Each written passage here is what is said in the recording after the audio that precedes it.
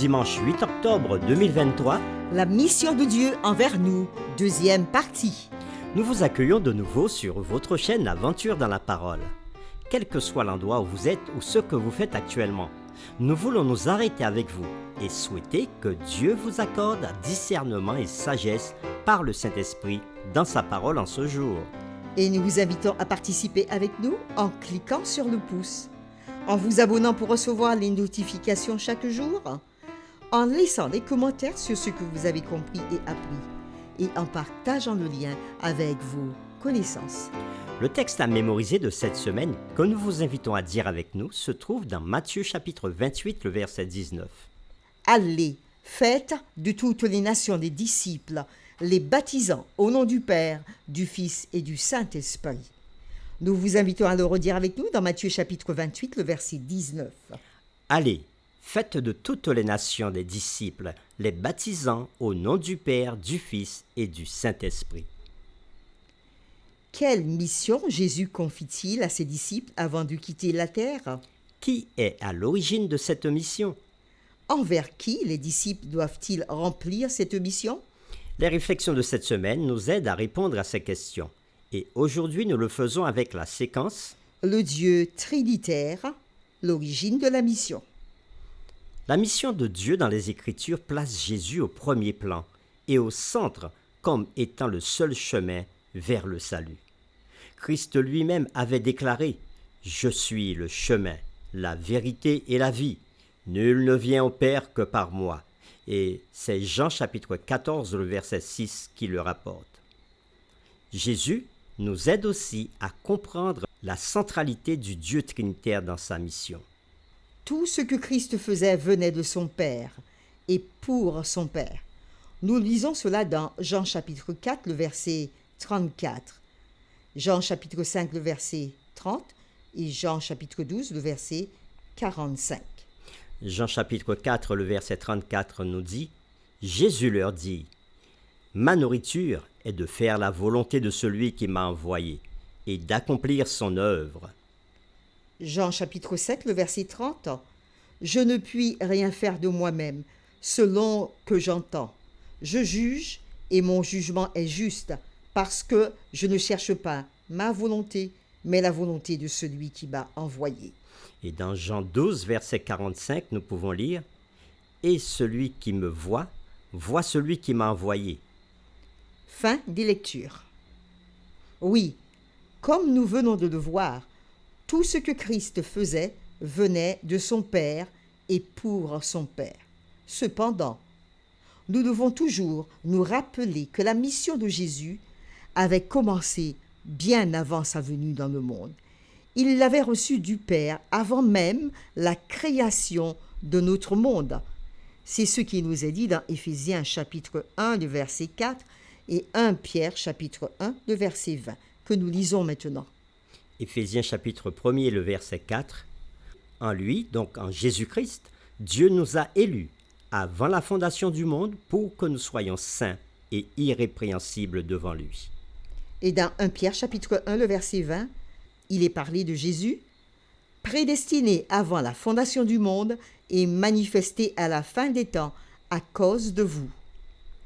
Par conséquent, Dieu avait établi son plan pour l'humanité avant même qu'il ne pose les fondations de notre planète et il était entré intentionnellement dans l'histoire de l'humanité afin d'accomplir ce plan. Le Fils a créé le monde, c'est ce qui nous est dit dans Jean chapitre 1, le verset 3.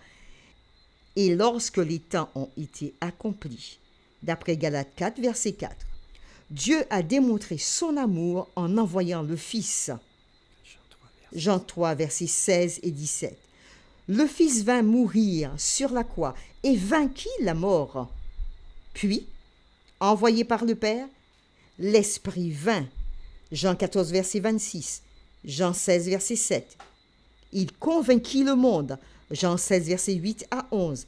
Et continue aujourd'hui la mission du Père et du Fils en renforçant et en envoyant le peuple de Dieu en mission, tel qu'il est dit dans Jean chapitre 14, le verset 20, Jean chapitre 14, verset 26, Jean chapitre 16, les versets 13 et 14. Lisons tous ces textes que nous avons cités concernant l'action du Saint-Esprit. Nous lisons premièrement Jean chapitre 14, le verset 26. Mais le consolateur, l'Esprit Saint que le Père enverra en mon nom, vous enseignera toutes choses et vous rappellera tout ce que je vous ai dit. Jean chapitre 16, le verset 7, il est dit « Cependant, je vous dis la vérité, il vous est avantageux que je m'en aille, car si je ne m'en vais pas, le consolateur ne viendra pas vers vous. Mais si je m'en vais, je vous l'enverrai. » Ces deux textes que nous venons de lire parlent de l'Esprit qui vint. Et maintenant, dans Jean chapitre 16, les versets 8 à 11, nous pouvons lire « L'Esprit convainc le monde. » Jean chapitre 16, versets 8 à 11. « Et quand il sera venu, il convaincra le monde en ce qui concerne le péché, la justice et le jugement. En ce qui concerne le péché, parce qu'il ne croit pas en moi. La justice, parce que je vais au Père et que vous ne me verrez plus. Le jugement, parce que le prince de ce monde est déjà jugé. » Toujours parmi les textes, l'Esprit aussi continue aujourd'hui la mission du Père et du Fils en renforçant et en envoyant le peuple de Dieu en mission, que nous lisons maintenant dans Jean chapitre 14, le verset 26 et Jean chapitre 16, le verset 7. Jean chapitre 14, le verset 26.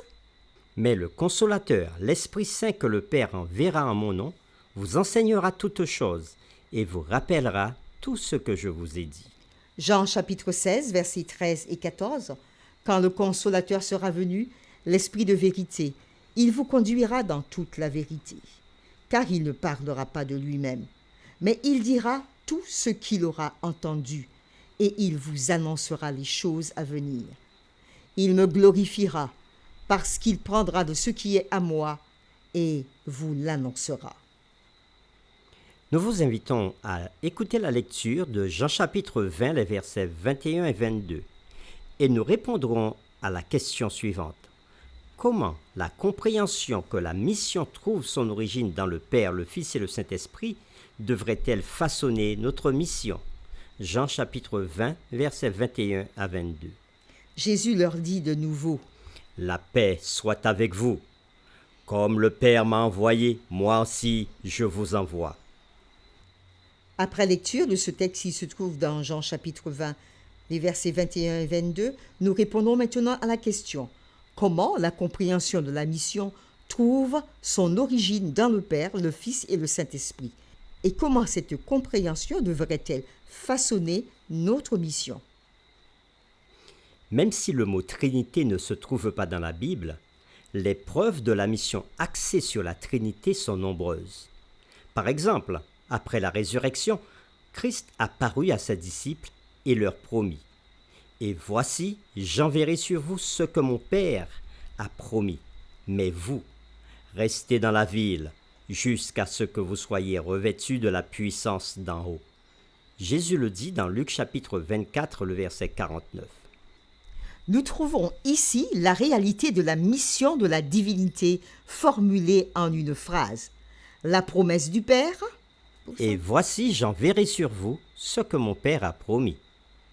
L'assurance du Fils de l'accomplissement de la promesse. Mais vous, restez dans la ville. Et la promesse elle-même. Jusqu'à ce que vous soyez revêtus de la puissance d'en haut. Ces trois réalités de la mission sont repris dans Luc chapitre 3, le verset 16, Acte 1, verset 4 à 5, Acte 1, verset 8.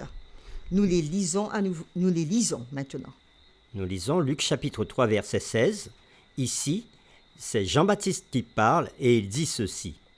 Il leur dit à tous, « Moi, je vous baptise d'eau, mais il vient, celui qui est plus puissant que moi. Je ne suis pas digne de délier la courroie de ses souliers. Lui, il vous baptisera du Saint-Esprit et de feu. » Acte 1, versets 4 à 5.